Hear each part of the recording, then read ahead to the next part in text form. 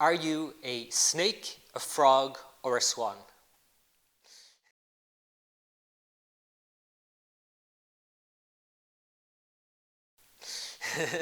Are you a snake-like, are you a frog-like, or are you swan-like? That's the three types. It's simple as that. But you could be a combination of any of those.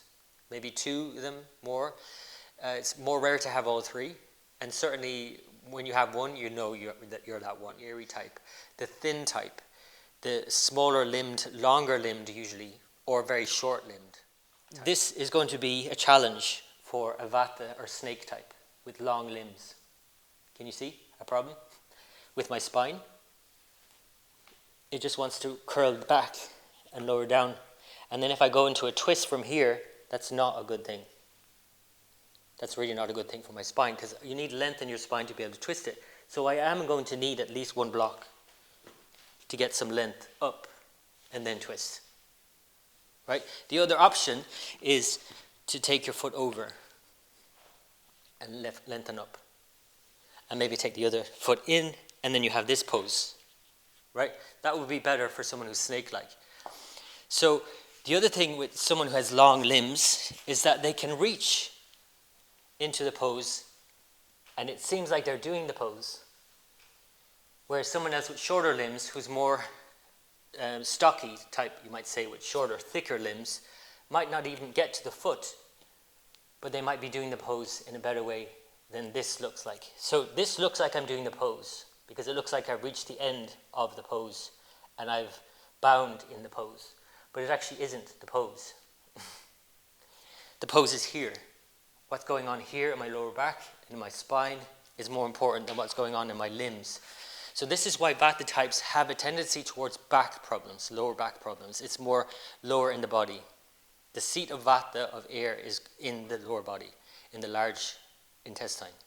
Okay? So this is where they accumulate problems. This is the kind of accumulation point of imbalances. So they have a lot of wind, gas, all of these problems. Dryness, anxiety, fear, all of these things.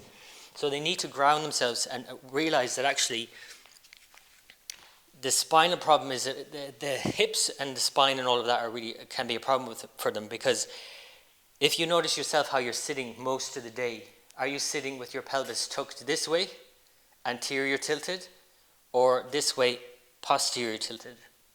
That is going to have a big impact on your psychology if you're doing that all the time.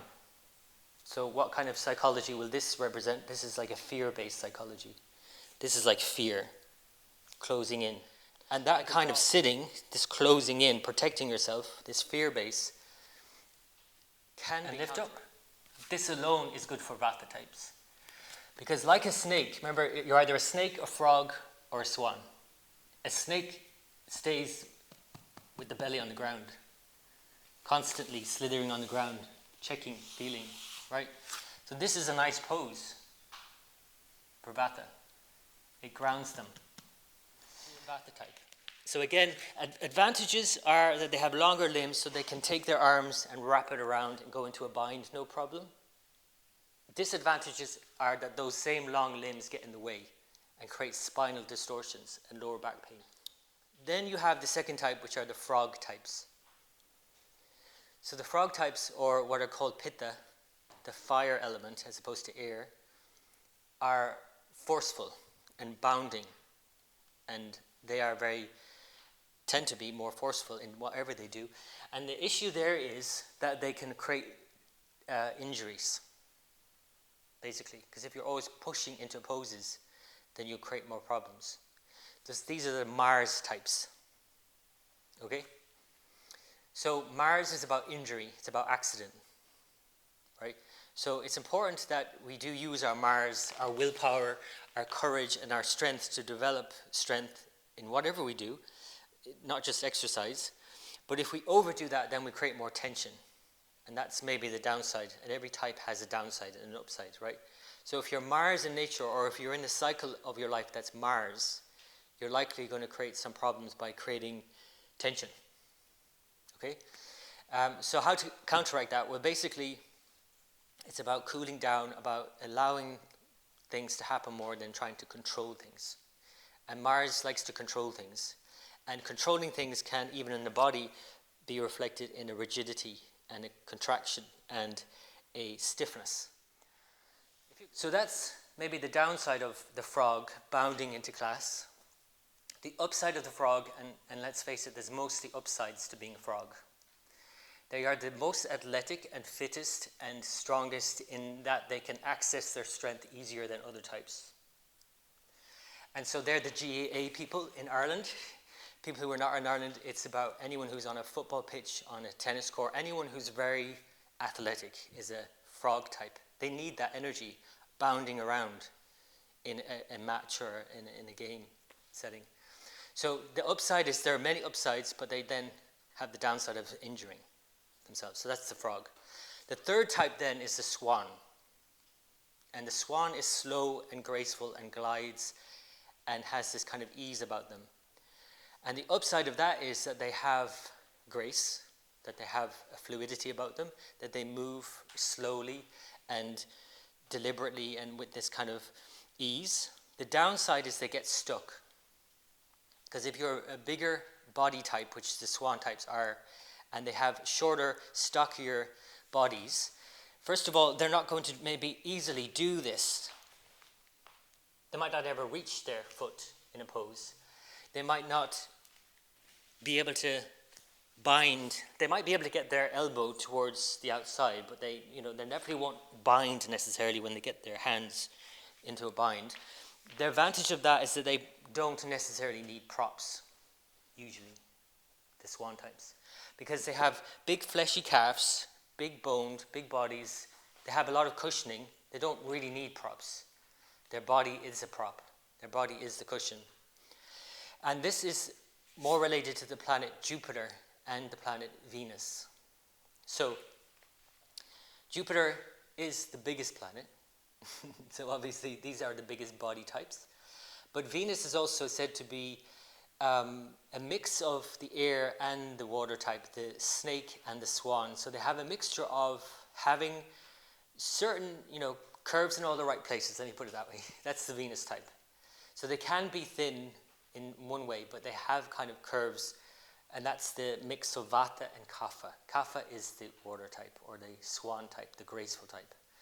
So it depends which one you are. If you're Jupiter, it's more that you have a bigger body overall.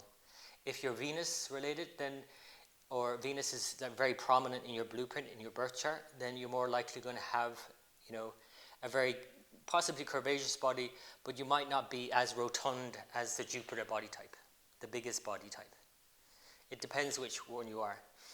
So those types tend to be very graceful, like I said, but they tend not to move as much. That's what water tends to do. If you don't keep water moving, it will pool, it will stagnate, and the energy will become stagnant.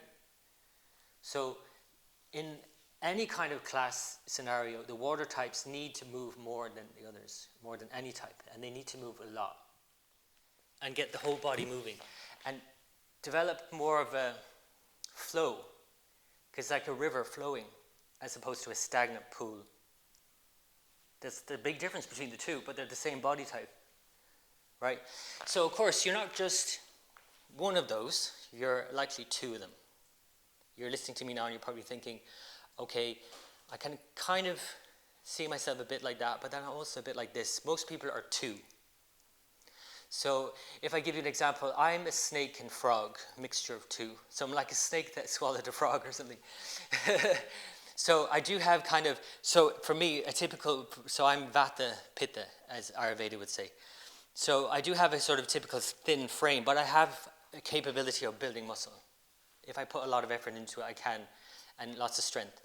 I'm never going to have the kind of strength that a Kapha type, the water type, the graceful, big body type is going to have.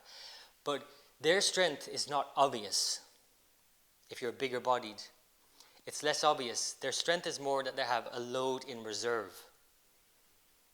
And they have a great immune system fueling them. So Jupiter and Venus both represent the immune system and the fuel that they have a lot in their tank. The problem is they're not accessing it. The problem is it's all stored away. And so someone who's more able to store energy needs to spend energy more. The water type, right? The swan type, the graceful type, but the stagnant type. Someone who's more vata, airy, or snake-like, always moving, always on the go, they may need to move less to find more balance because they're naturally already moving all the time. The middle one, the frog type, always bounding, their tendency, though they can manage energy really well, they can lose and gain weight really quite easily. They're the best at managing energy. The problem is that they try and manage everything too much and become rigid. And that's where stiffness comes in, and injury. So now this is going to be the case for all types and all stages of life in a way. Yoga practice is the key thing for all of them in a way. Because yoga is a more balanced practice overall, and it's going to bring you into balance. So if for a vata type who comes in all charged up, it will slow them down. It will slow them down by spending some energy first and all that anxiety, and then gradually ground them in their bodies and in stillness, which is what we're all looking for. We want that kind of stillness and balance. Yoga practice, yoga exercise is more balanced overall. It's balancing movement and stillness all the time. It's not marathon running, right? But it's not sitting down all the time. A yoga practice is a balance of movement and stillness. So it's just naturally good for most people, right? Unless you're doing a yoga practice that never sits still and you need to be still. Or you're doing a yoga practice that's just sitting still and you need to move because your body is heavy. Right? So it all depends, obviously, is always the answer, by the way. So Saturn is the most important because it is the ruler of longevity. It represents longevity and good health. And conversely, it represents ill health. It's the primary indicator for ill health. So it's the planet of disease, they call it in astrology. In Ayurveda, it's the Vata predominant planet. So Vata is the most prevalent in terms of ill health. There are more classifications for disease for Vata than the others. There are 80 classifications for disease for Vata, only 40 for Pitta, and only 20 for Kapha. So already you know that being Vata type means you have to look after your health. I.e., also, being older means you have to look after your health. I mean, that's quite obvious, right? So we're all heading to Saturn. We're all heading to the grave, i.e. Saturn. But how we get there will differ depending on your type and what you're doing with your life.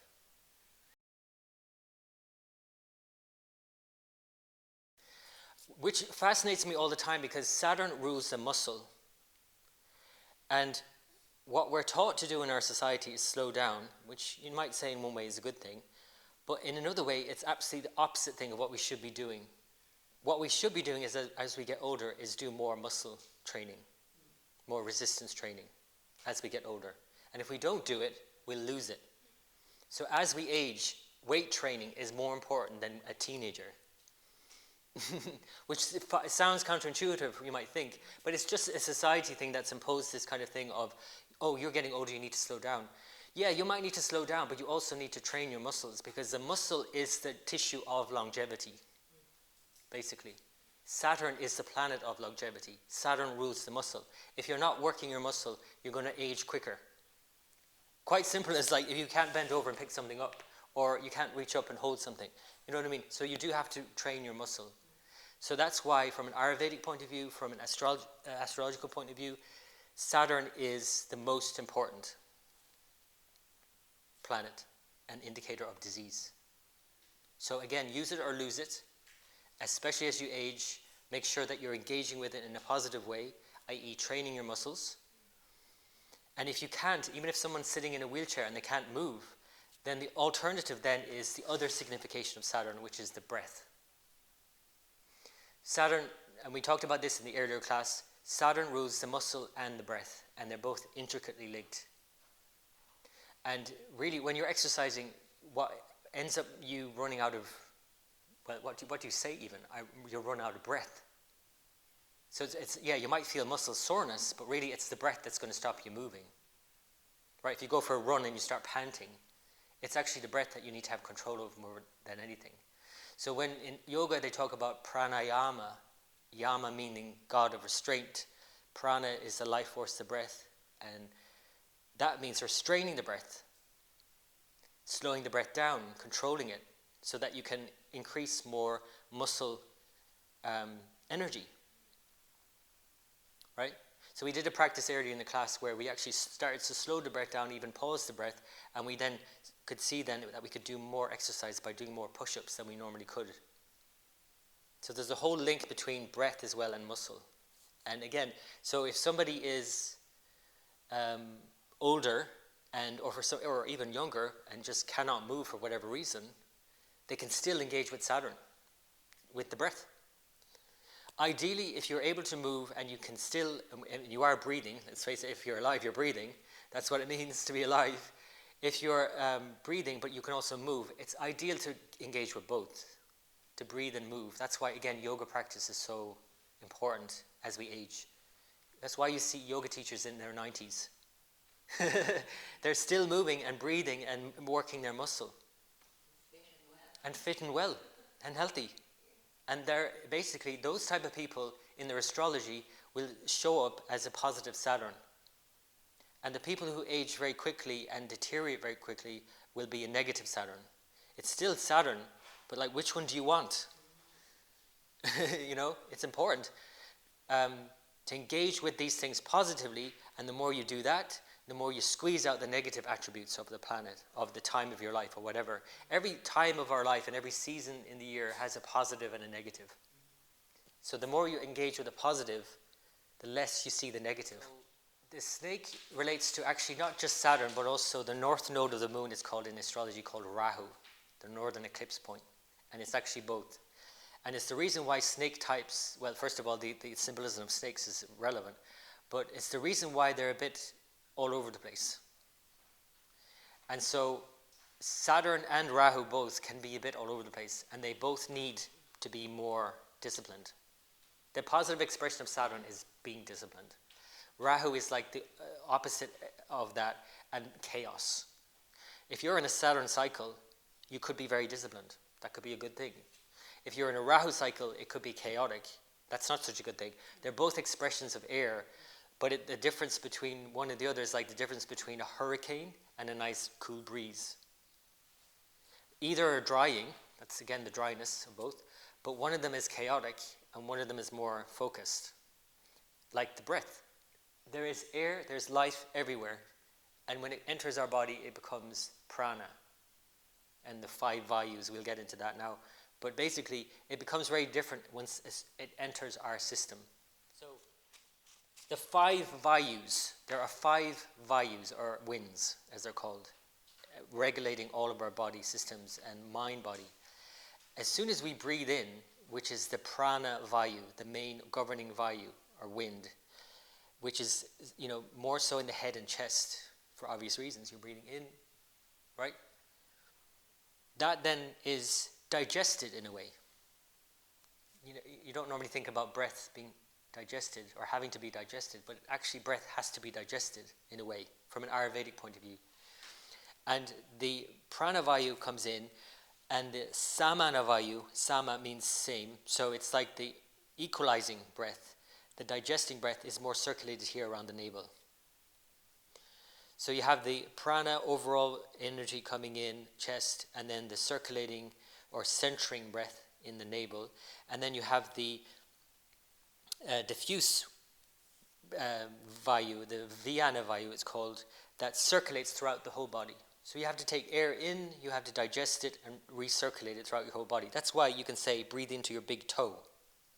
You can't actually literally breathe into your big toe or even your belly, but you can't send the energy there.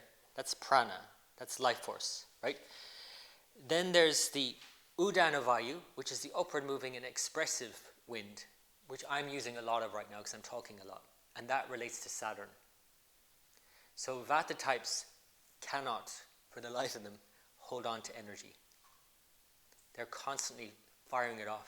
They don't feel good holding on to energy. If they have excess anything, they want to get rid of it as quickly as possible.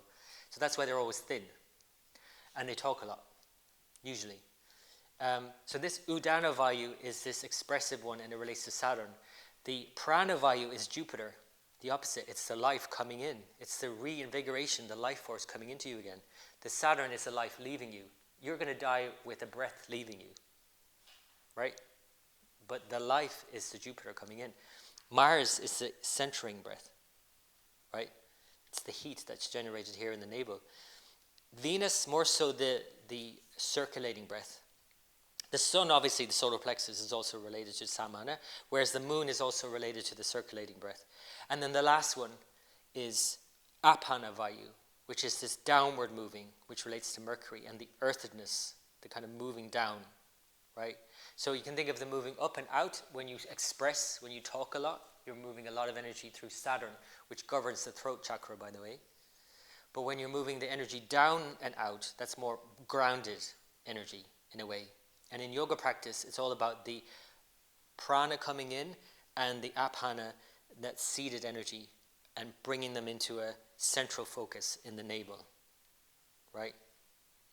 So the 5 vayus are really important. And what ends up happening for Vata types, Saturn types, or Rahu, in terms of the astrology, is that they have no regulation going on. It's chaotic, right? If their breathing is all over the place, and quite often Vata types have their breathing all over the place, they're not rhythmic in their breathing. Everything then, it's like an orchestra, it goes out of sync. That's why they're generally the most unhealthy types, let's face it, and that's why they need yoga and regulation more than anything. They need a discipline like yoga to kind of really regulate their breath. But rhythm is so important when it comes to breathing, to get that rhythm, entrainment of the breath, and then to eventually slow the breath down. And think about how much energy they're spending. Yeah? Exactly it. It's their dosha, it's their default. So they naturally tend to heat. That means they're more pitta. That's literally what pitta is. It's the bilious type. It's bile secretions and all that in terms of what fire does as an element inside the body is digest things, metabolize things, right? So it's a process of transforming something into something else, like like if you've got an oven going on here, right? So they tend to more heat, and that's why in a yoga class they're the ones sweating a lot usually. Now kapha types, if they work hard, they're the water types, they'll sweat the most if they get going. They don't get going so quick. But a fire type can walk into a hot room and they won't like it, first of all, because they want to stay cool. And so they'll start sweating quite quickly. They have a lot of heat in the system, so obviously you need to think about cold and hot. The air type is naturally dry and cold. That's one extreme. The kapha or water type is naturally wet, but cold and wet. They're both cold. The air type is dry and cold. The water type is wet and cold, like the weather here in Ireland is very wet and cold.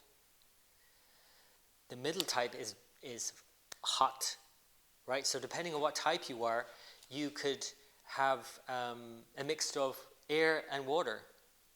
What they'll have in common is not a lot of heat, and they need heat. But if you're a heated type, you don't need any more heat, So to cool you down, whether it's cooling you down with, air might cool you down, water might cool you down, depending on what, side of the equation you're on. The fire types are always in the middle of everything, and physically even they're more in the middle, like medium size, and they're more balanced usually. And the other two are always on the extreme ends. The Vata type is the thin type, the Kapha type is the heavier type. Vata is always moving, Kapha is not moving, and so they're always going to be on the outliers. And so the fiery type is always in the more balanced type. So it's just understanding the elements, our nature, and how we can maybe find more balance with them, really. Because when you have all of these three in balance, because we have all of them, we have all of these three, when they're in balance, we create what's called prana, tejas, ojas. Prana is the life force. Tejas is the essence of fire, which creates these kind of sparks of just insight and aha moments, which is why when you exercise and you fire yourself up, you have that kind of clarity come through. It's like fire is what helps us see, but an inner fire is that ability to be clear, right? That's tejas, and it's transformative, right? Then ojas is the essence of kapha, of water, which is the immunity, the containment for all of that energy, without which you can't have the other two. And so actually you need an equal amount of all these three. This is now Different to the doshas, which you weren't born equally with all three, number one. And you don't want to be having all three equal ratios. Because if you're born a certain type, that's your type. It's just that you want to be more in balance with your type, and counterbalancing that with another type is going to help.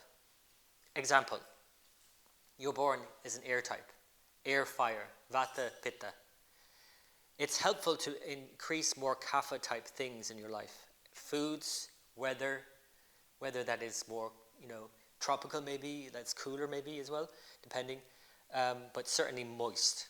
Moist foods, moist weather, right? Slow, graceful movements are going to help vata, pitta, fiery, air, fiery type. They're never going to be kapha. They were born a certain type.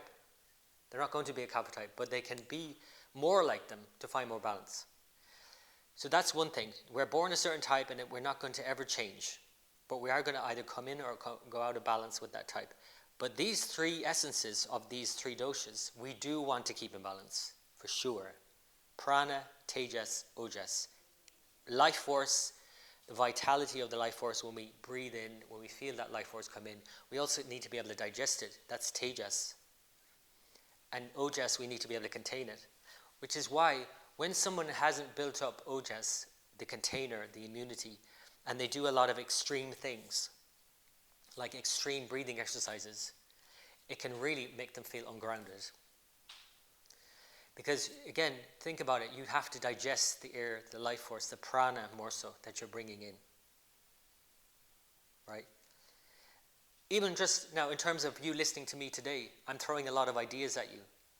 All of these ideas are floating around in the air. You're grabbing onto some of them, and some not. And if you have all of these three working, you're able to grab onto it. That's prana, the life force coming from me to you. You're either digesting it or not, that's tejas, the fire, and then eventually containing it, that's ojas. And if you don't have ojas, you're not going to hold on to anything. You're going to go home and it's like it's all forgotten. Right? So we need all three in balance. We all have a candle, the flame, and we need air. If I put my hand over this, it's going to go out. If I blew hard on it, it's going to go out. So we need a certain amount of prana, right, to keep that flame alive. And the flame itself needs not just the air, the prana, life force, it also needs the candle, the actual wax, which is the ojas, which is the container, which from an Ayurvedic point of view is the end process of all digestive processes. So everything you take in, whether it's prana, whatever it is, food, life experience, you need to be able to digest it all to be able to then contain it. And the end goal of all digestive processes is the reproductive fluid, which then becomes ojas. So when you hear people talk about burning the candle at both ends, they're burning their candle at both ends, literally, and they will run their life battery out. And remember, astrologically, ojas, the essence of kapha is Jupiter and Venus. They are the primary drivers of immunity. Venus and Jupiter are the good guys. They keep you alive. Right? Saturn is going to kill you. The life force is going to go out one day. It's going to be blown out. But if you're not building up your ojas all the time, it will go out quicker. So over-breathing is one way you're surely going to die quicker. Talking too much as well. So I always have to be mindful of how much I talk. But basically, Saturn dictates how many breaths you get to take in this life. And when you're done, you're done. It's like the accountant saying, this is how many breaths you have, and once you've used them up, it's over. So it's obviously helpful to slow down your breathing and to not spend so much energy. This is why people who talk for a living have to take career breaks all the time, like teachers. Because it's exhausting, right? I mean, you're expelling energy this way in a big way. So think about that when you think about yourself as a candle. Do you have enough built up, enough in reserve, enough battery juice, enough candle keeping you going, to keep you burning bright? Do you have enough immunity? Do you have enough? The obvious way that this gets spent, obviously, is eating wrong and doing the wrong kinds of lifestyle things for you, for your type. And then having a lot of sex. Sorry to say. And sex that is actually depleting. not sex that is lovemaking, right? Sex that is depleting, that is just spending your juice, which would otherwise go into building you up. And this is a very controversial topic, but from an Ayurvedic point of view, it is the basis, is that we need to have this ojas burning bright. We need to be able to obviously burn the ojas as well, transform it into life, into prana. This is what is happening here. This candle is going to eventually burn down. It's giving off energy all the time. But you can slow the process. You can slow it down. You don't have to burn it off that quickly. And you can actually keep... Now, there's debate about whether you can actually build it up and prolong your life. Because on the one hand, you might say, well, actually, slowing it down, yeah, you can see how that...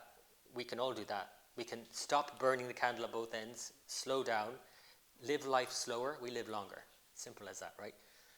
But whether we can actually build it up, or we're just given a certain amount of ojas for our life, that once we're burnt out, it's gone. You could debate that, you know. Some people say that you cannot. But I would say that even if you were to just slow down the process, that's something, right? So understand, these three have to be in balance, and they're only able to be in balance when you come into balance with your dosha type. When your doshas are in balance, the way you were born is the way you were born. That's your constitution. And if you're in balance with that type, you'll build up these three essences of the doshas, the prana, tejas, ojas, and keep your candle burning bright. And you know that when you exercise the right amount, just for you, the right amount, exactly, the sweet spot, you are burning bright. You have this glow about you. You know that when you don't exercise, you don't glow. And when you over-exercise, you don't glow. Right? So you know if you like run a marathon and maybe you're also sick at the time, you're not going to glow, you're burnt out. You know that if you don't exercise at all, you're going to be dull. So there's a sweet spot in the middle, which is keeping your candle burning bright. You don't want to blow it out, overdo it, over-breathe as well when you're exercising. But you don't want to stop breathing completely, then eventually the life force will be cut out. So there's a balance between even the breath, how much you're breathing, over-breathing or under-breathing.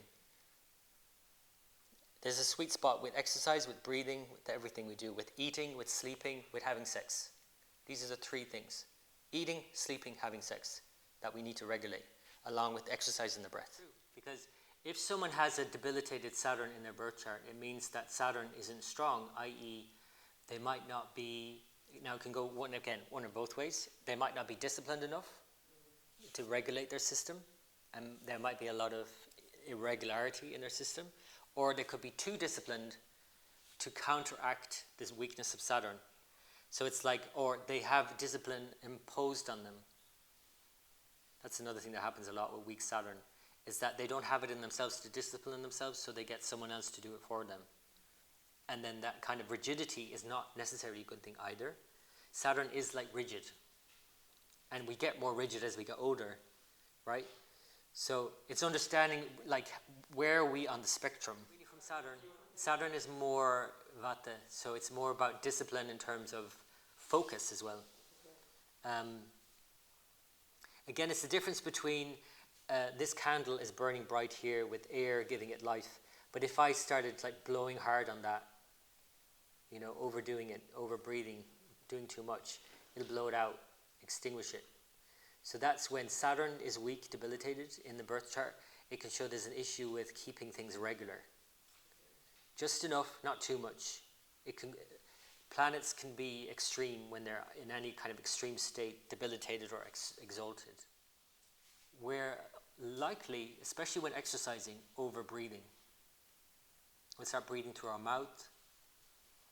We might go to sleep and then start breathing through our mouth when we're sleeping. We're over-breathing. It's going to age us quicker. If you want to look into that, the whole thing of oxidative stress, the more we breathe, the quicker we die. That's why ancient yogis were about breathing less all the time. It not only increases your fitness levels, it brings you into stillness, which is the positive side of Saturn, and it keeps you younger longer. So overbreathing is like a hidden killer in society. And I'm not saying you shouldn't do it sometimes to kind of regenerate, to bring in the prana, the life force, but if you can't hold that and contain it, digest it properly, and then also follow it up with breath holds. Like, why would you do, there's a lot of breathing exercises now. Wim Hof method is really popular.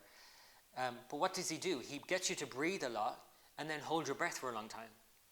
You have to follow it up with holding your breath if you're going to do extreme, intense breathing exercises. Find a balance. The three gunas, they're called. You know the Irish word guna? The three dresses. So there are three dresses that we wear. Now this, I could have started with this topic, but this is where it comes, this is what it comes down to. And from the astrology point of view, it brings it all together. From the mind-body types and all that, the physical aspects, mental, brings it all down to this triguna. It's called the three gunas, the three impulses. There are three impulses underlying everything that exists. And each planet is a representation of one of these three, or maybe one more predominantly than the others. And we are an expression of all these three, and we have them in a different ratio. And they relate more to our mental state, but they also have an impact on every single thing. So the three are activity, inactivity, and harmony. And those three are happening all the time, every single moment of every day. So you're either more active, more inert, more inactive, or more balanced. And again, why yoga practice is the most balanced practice, generally, because you move a little, then you stop, you move a little, then you stop, and you eke out as much balance in between as possible. So they're called rajas, tamas, sattva. Rajas means activity, agitation, turbulence, movement. Rajas is like, on a higher level, it's like the heat that transforms the dullness into clarity. So we need a lot of that in our yoga practice. Is very much about building this heat of rajas. Tamas is the dull quality, inertia, where we can really feel dragged down into the earth as well. So it has more so a correlation with the elements. So literally the fact that we're sitting here in a body means that we have this tamas energy, this inert energy. The body itself is a kind of lump of flesh at the end of the day, right? But it moves, it animates, that's the movement. So we're moving something that's, if we weren't to move it, would be inert. You know, even just lifting my arm, I'm moving my inert body, right? So those are the two, rajas, tamas, and when we can find a balance between inertia and activity, so in other words, between activity and inactivity, that we eke out more and more and more balance, which is called sattva. And in Indian philosophy, sattva is the pinnacle. Like you can think of it as a pyramid. Tamas is at the base, all of the elements, the body, the physical body, the food we eat, they're kind of very heavy, right? Then next up is rajas, which is the energy, the thought patterns as well. So the body, mind, and the top is the soul. That's the sattva. But in practical terms, it's the balance of activity and inactivity. And why, when we're doing a yoga practice, it generally is more balanced because we're, again, finding a balance between activity and inactivity. Which is why I say that, you know, and nothing against anyone who runs marathons, but a marathon isn't going to balance you like a yoga practice is going to balance you. And there's no argument about that, really. It's not to say that marathon running is bad, right?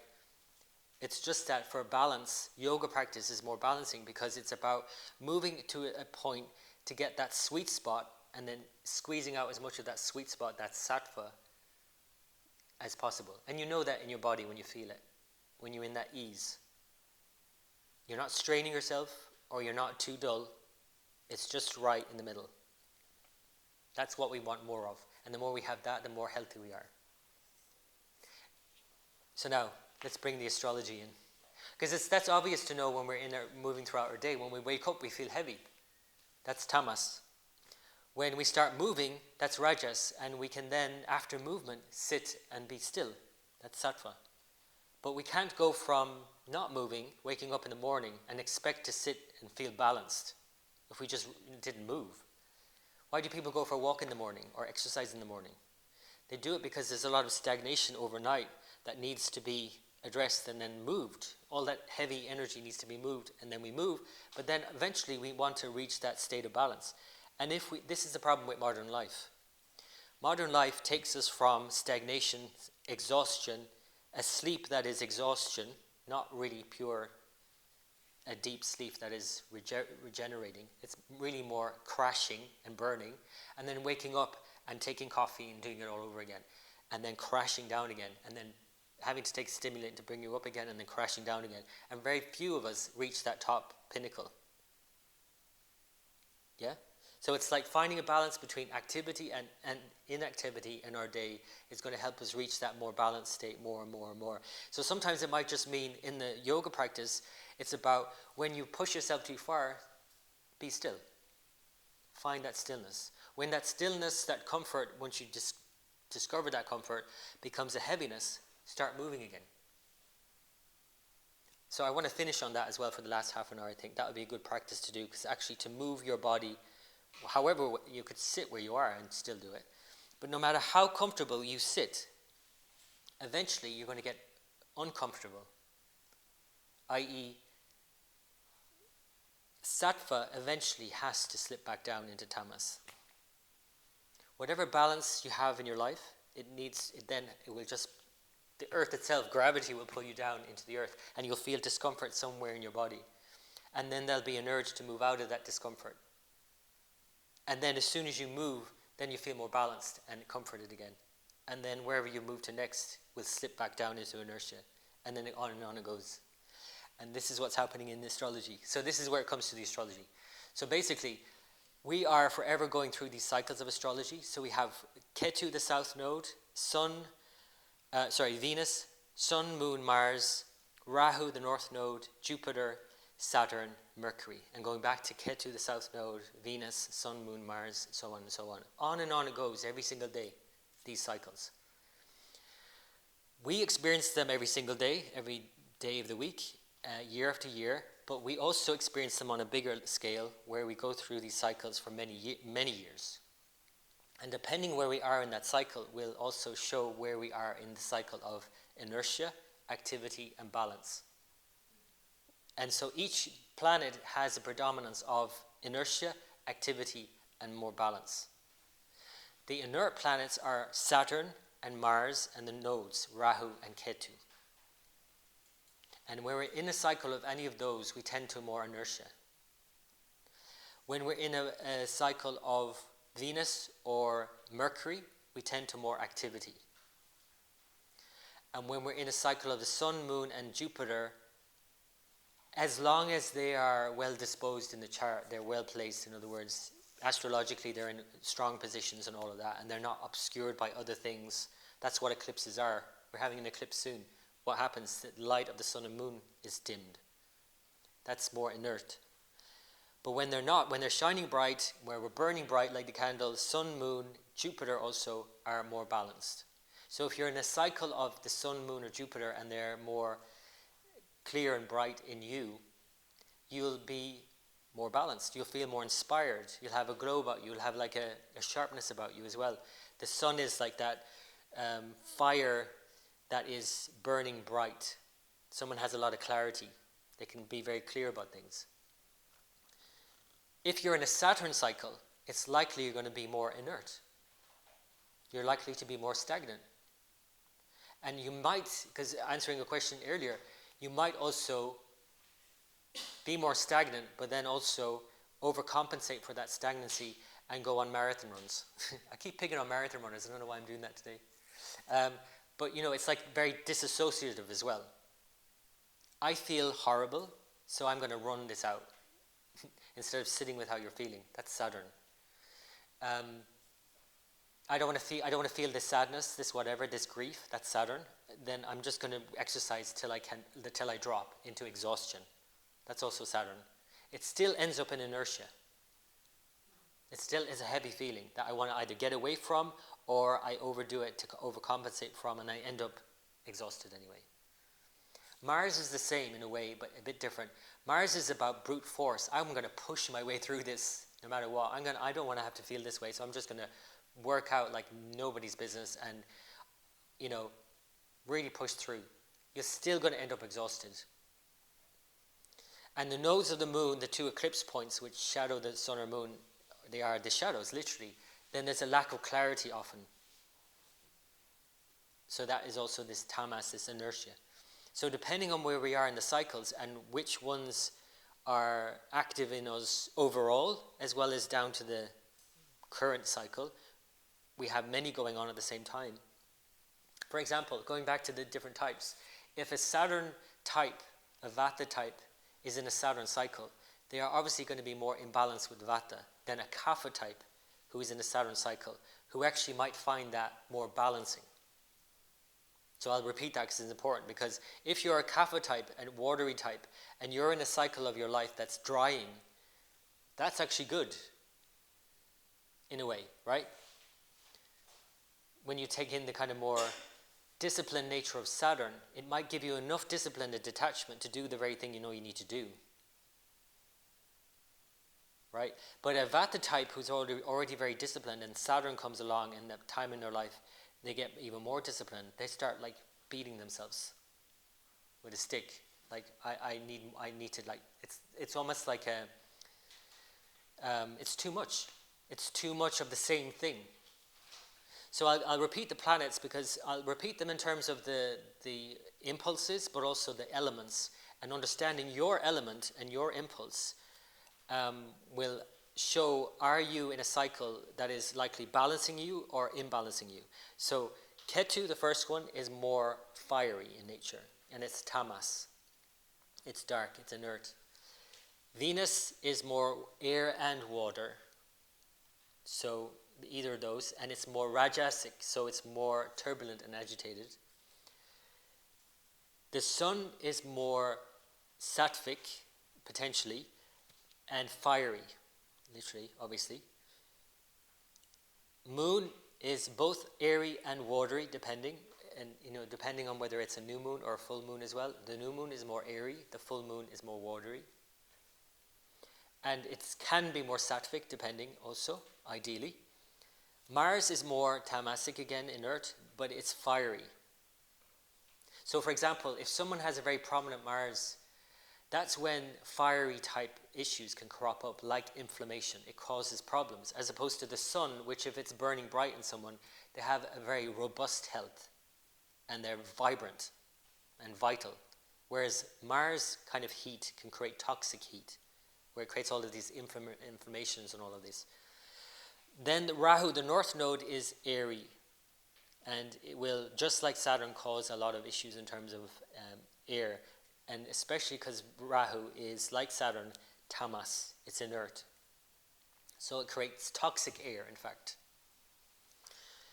Jupiter is one of the more benefic, it's called, and it's sattvic, it's more balanced, and the potential for more balance at least. And so it rules the element of space, so it holds everything together. So there's the cohesion with Jupiter always. Saturn, again, is the planet of disease. So it's air in nature, and it's tamas, it's heavy, it's inert. And then finally, Mercury is a mix of all of them. Mercury could be anything to anyone, depending on the time of day, depending on who you're with and who you're talking to. But basically, Mercury is what's seen as tridoshic. It has all of the doshas, all of the elements. It's mixed. And it really depends on where it is in your chart and what's it's sitting with, what planets are looking at it. All of that will dictate how Mercury is expressing itself. But it is rajas. It's energy, it's activity, it's sometimes overactivity and overstimulation. So depending on where you are, and this, by the way, all of this information is easy to obtain online. You can just Google it. You can find out where in this cycle you are. The word is dasha, D-A-S-H-A, the cycles in life. You can literally look it up and find out. And on my own app, Timeline Astrology, it's a free app on Android. You can download it free. Find out where in the cycles are you. Put in your date, time, place of birth, and you'll know exactly where you are in the cycles. Are you in a Saturn cycle? Are you in a Jupiter cycle? Is it balancing you? Is it not? Could you maybe approach it differently to find more balance? Yeah? Like they all have, that's one last thing I'll maybe mention about the planets. They all have a taste that's associated with them. Okay? That's my last point about the planets. Tastes. Because we don't just taste food, we taste life. We taste life. When life is bitter, that's Mars. When we become bitter, we are like Mars. When life is dry and boring, that's Saturn. So bitterness is Mars, the bitter taste, literally. We have to take that kind of bitterness. When Saturn is active in us, that's the astringent taste, which is drying, which is depleting.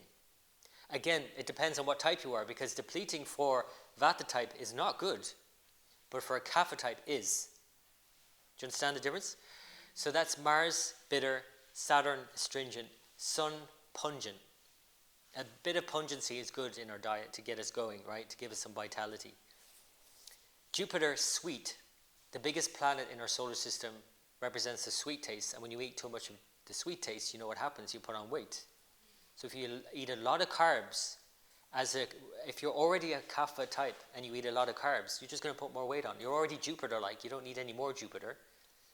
If you're a Vata type, though, you need a lot of Jupiter.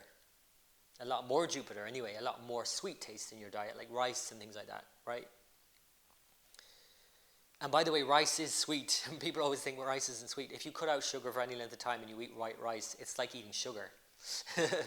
So that's Jupiter, sweet taste. Moon, you could probably guess what the moon is. It's salty taste. When you think about the moon and salt water and the tides and all of that. And that's also good for Vata because it can add weight also. And then the sixth taste is, who did I miss out? Mars, Saturn, Jupiter, sweet. Venus, sorry. Mercury is again mixed, remember. So it's a mix of all the tastes. Last one is Venus, and it's sour.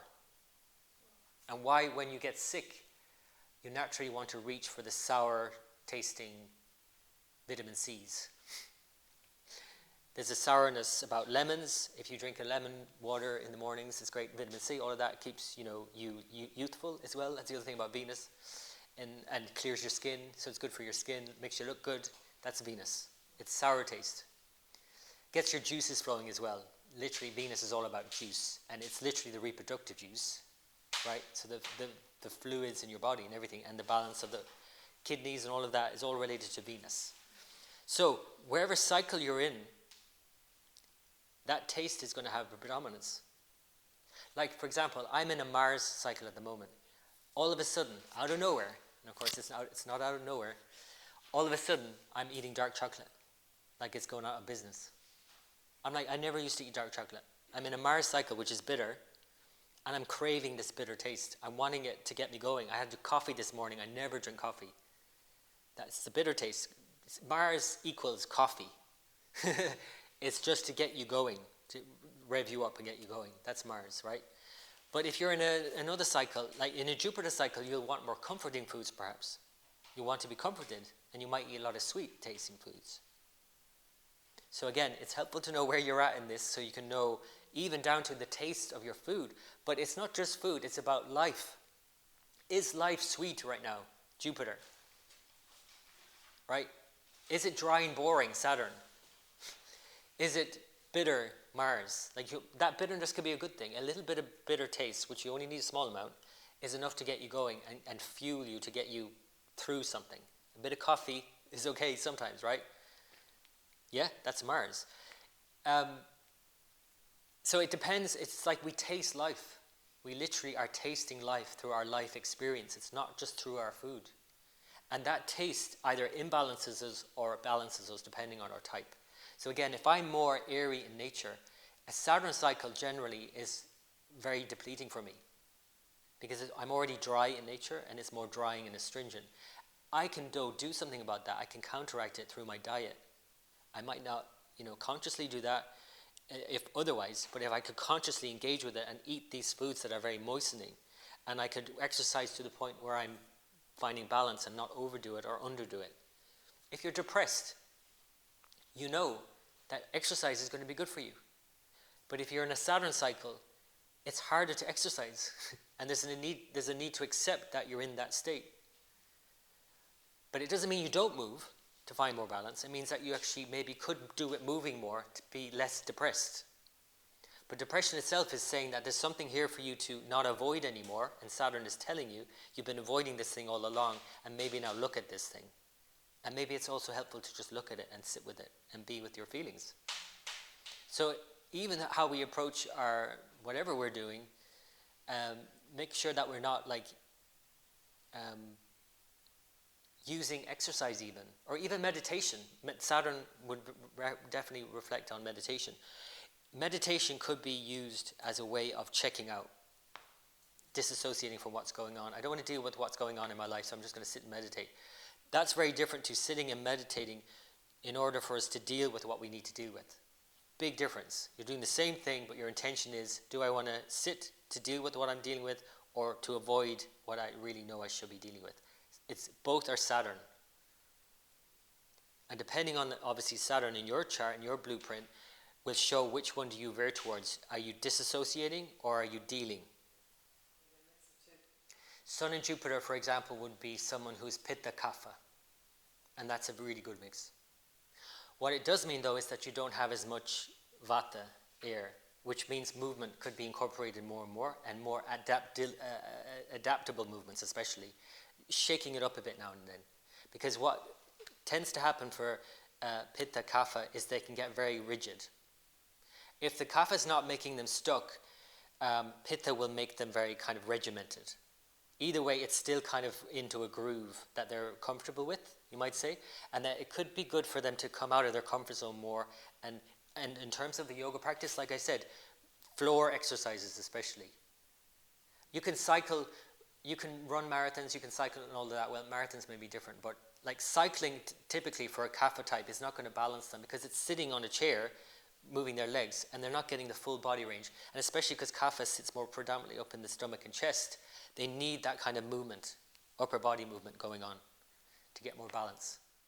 Make sense? Mars is balanced by the moon. We know this because if we're feeling angry, walk on the sea front for a while and you'll calm down very quickly. Salty taste is very calming. Why? It suits Vata types really well. It calms them down.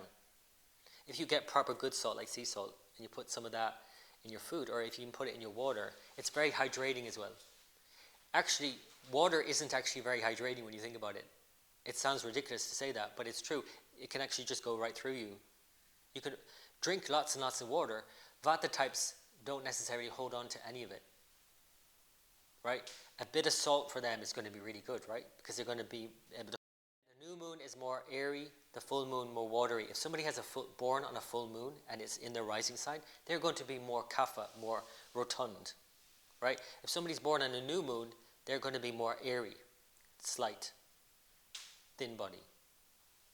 And the salty taste, therefore, is going to have a big impact on them differently. Does the rotund type need to eat lots of salt to swell up more? No, maybe the Vata type does, but maybe so again, that's also dependent on the full moon or the new moon, as you can see.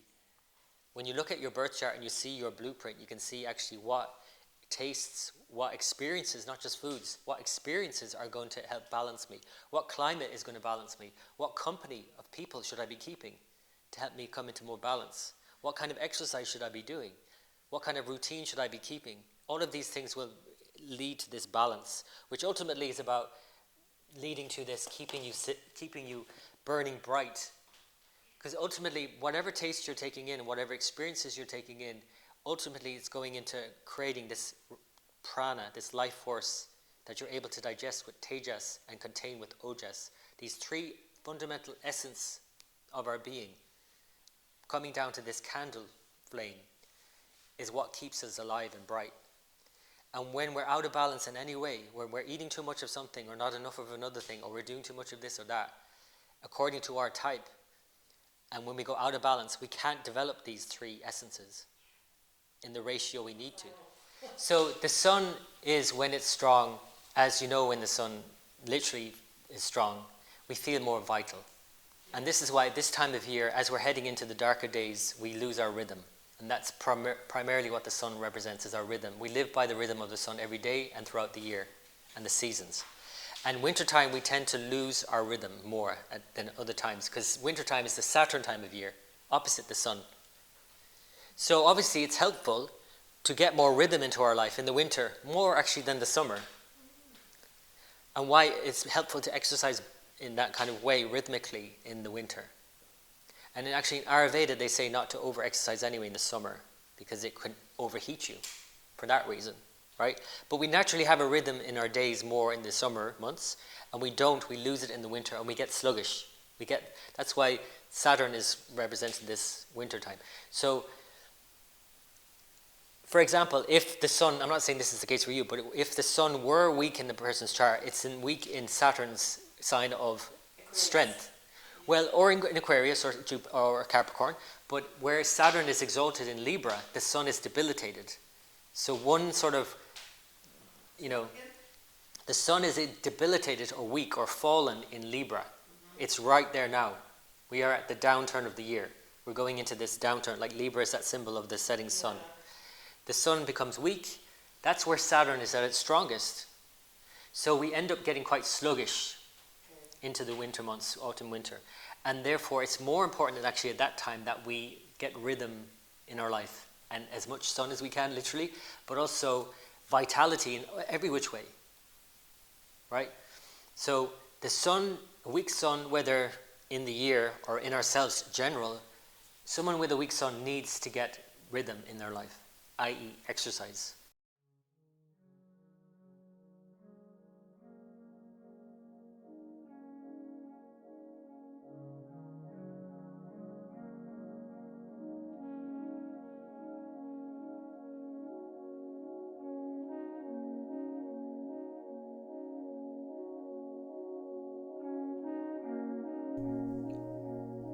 The sequences of Hatha Yoga are not random, they align with the natural cycles of the cosmos.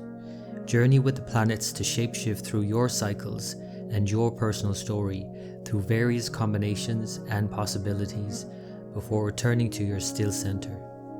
This 1-hour demonstration includes physical movements for each planetary cycle as per Vedic astrology. Here I'm demonstrating the Venus cycle, the opening and rotating of joints, slowly easing open the body so we can prepare it for more intense, more vigorous and rhythmic movements leading into the sun cycle. So I hope you can join me for this Vayuveda, this science of movement, and thank you for watching.